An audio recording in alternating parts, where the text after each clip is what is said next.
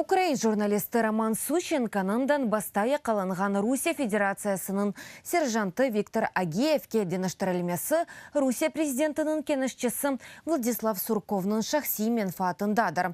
Сурков кетешатны незарет етежек ола, деп білдіре Сущенконың адлиежесі Марк Фейген. Оның фикрине көре Путинның ярдымжысы ой шахси жезалав меселелеріні алетмек үшін эсерлерінің алмашывындан файдаланажақ ола. Хатарлатам, Украин форум мұхбераны Русия ФСБ қызметі былтыр сентябрь айында тұтып алды. Оны жасуслықта қабатлайлар ве Украин истихбаратының хадимы оларақ таныйлар. Украина мудафа назерлігі бұны қатиен рет еті Русия арбии Виктор Агеевны есе июньде Луганск велиетінде яқаладылар о диверсион тақымының азасы еді.